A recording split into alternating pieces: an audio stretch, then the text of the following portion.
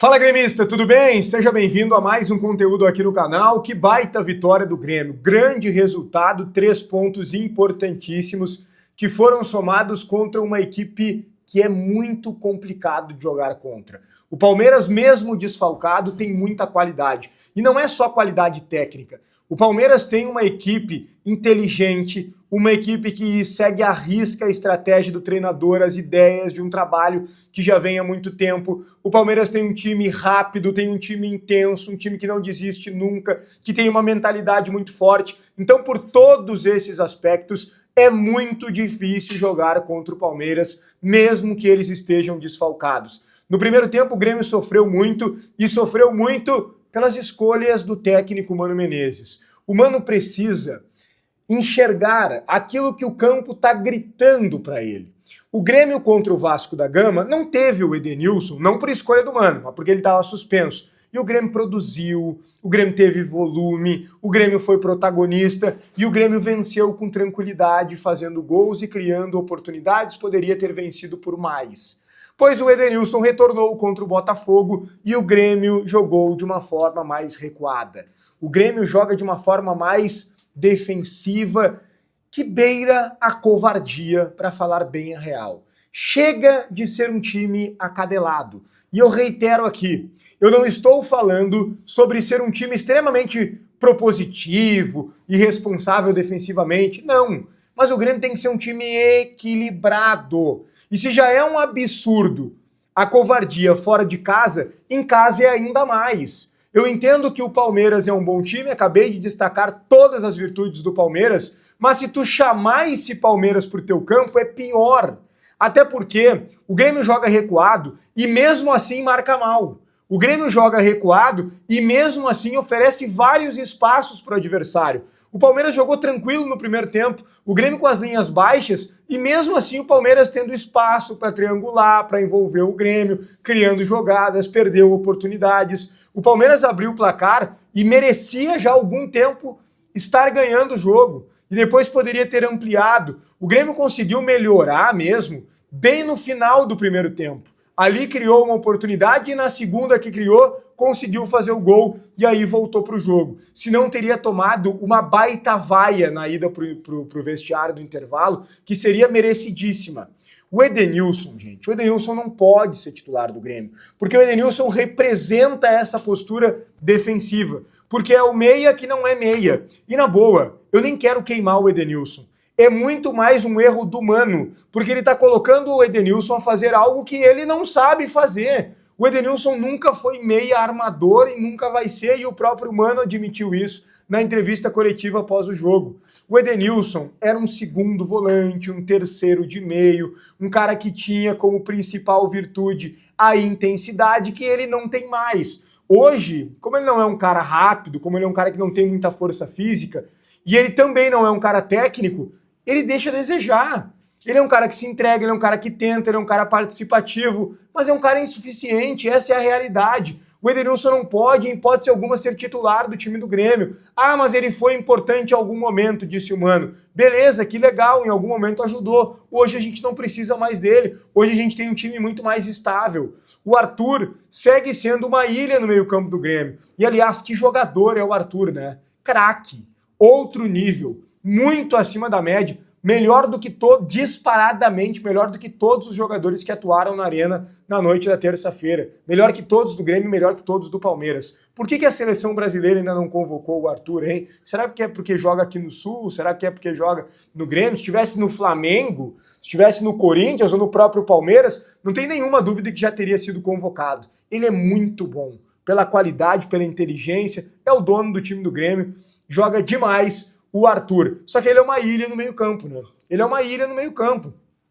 Por quê? Porque o Dodi não é uma parceria ideal, porque o Edenilson, acabei de falar, não é a parceria ideal. Quem ajuda ele são os laterais. É muito bom ter os dois laterais qualificados, né? O Marcos Rocha, mesmo com a idade que tem, e o Marlon, né? Que faz uma partida melhor do que a outra, mesmo que ele tenha falhado no primeiro gol do Palmeiras. Foi erro do Marlon, erro de marcação. Mas tirando isso, ele foi muito bem, mais uma vez, sempre em alto nível, o Marlon. O Amuso segue jogando muito bem, foi um dos destaques positivos da partida, merece elogios. O Carlos Vinícius, no primeiro tempo, estava perdendo as disputas para os jogadores da zaga do Palmeiras, mas depois ele cresceu muito, foi importante. O William, quando entra, acrescenta demais. Isso que nem foi um grande jogo do William, tá? O William pode muito mais do que ele mostrou, mas ainda assim já é muito superior ao Edenilson e fez o Grêmio já crescer muito de rendimento. Bom, foi uma baita vitória do Grêmio, fez o Grêmio pular dos 43 para os 46 pontos, livra matematicamente do rebaixamento, o Grêmio descola totalmente da parte de baixo da tabela e começa a olhar, sim, começa a olhar para uma possível vaga de pré-Libertadores.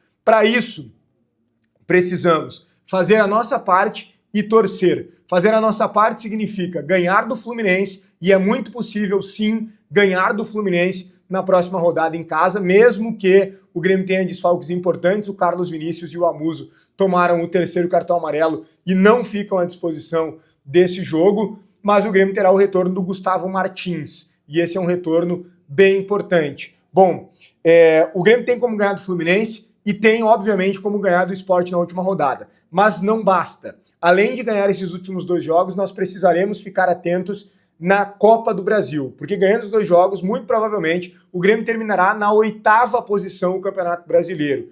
E 8º só dará vaga na pré-Libertadores se um time da parte de cima da tabela ganhar a Copa do Brasil. Então o Cruzeiro tem que ganhar a Copa do Brasil. Precisamos torcer para isso também. Bom, o Mano cometeu erros graves. Um deles, o Edenilson, que eu acabei de falar, e ele precisa parar de cometer esse erro. E o outro foi o gesto obsceno. O dedo do meio que ele colocou para a torcida do Grêmio, segundo ele na entrevista coletiva, para um torcedor em específico.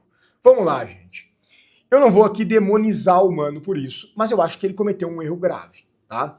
Eu entendo, todo mundo tem emoção, Mano é, de certa forma, sanguíneo. Segundo ele, tinha um cara ali que estava incomodando, reclamando, enchendo o saco e, mais do que isso, ofendendo. E o Mano disse, né? Estádio de futebol não é terra de ninguém. Eu concordo, mas vamos lá. Eu acho que o torcedor que paga ingresso, e paga ingresso caro, e não só com o ingresso que ele gasta com estacionamento, com alimentação, deslocamento, etc. É difícil hoje em dia vir no estádio de futebol. Ele é sócio, ele ajuda. Ele tem liberdade para se expressar, mesmo que ele seja um chato de galocha, mesmo que ele fique enchendo o saco, mesmo que ele fique xingando. Se for dentro dos limites, o cara não está depredando a arena. O cara não está cometendo um crime de racismo, sei lá, sendo homofóbico. O cara não tá agredindo ninguém. Esse cara pode se manifestar. E o Mano, profissional que é e experiente que é, vencedor, já passou por grandes momentos, momentos positivos, momentos negativos, já chegou na seleção brasileira, tem que ter equilíbrio para lidar e não mandar o cara tomate cru, né? Para não dizer exatamente o que o gesto se refere. Então o Mano vacilou. O Mano vacilou, ele poderia ter segurado a onda. O torcedor tá ali, o torcedor é passional, o torcedor, ele pode fazer, ele pode extravasar. O profissional é que tem que ter a cabeça no lugar e não pode fazer o gesto que ele fez. O Mano deveria ter pedido desculpas na entrevista. Deveria ter pedido desculpas. Ele quis especificar, foi um cara, não sei o quê, mas para mim não justifica. Não pode fazer isso. Errou feio o Mano com essa atitude, no meu modo de ver. Beleza? O conteúdo tem a força de Hora do Pastel, a maior franquia de fast food de pastéis do Brasil e uma das maiores do mundo. Sucesso absoluto, qualidade garantida, pastel crocante, recheio generoso, sabor que conquista, vários sabores que tu não encontra em outros lugares, pode fazer modificações para deixar o pastel do teu jeito, tem vários combos, diferentes tamanhos. Hora do Pastel, o cupom Grenal10 te dá 10% de desconto, Hora do Pastel. Deixa teu like no vídeo, te inscreve no canal, ativa as notificações, opina muito aqui nos comentários, um grande abraço e até o próximo conteúdo.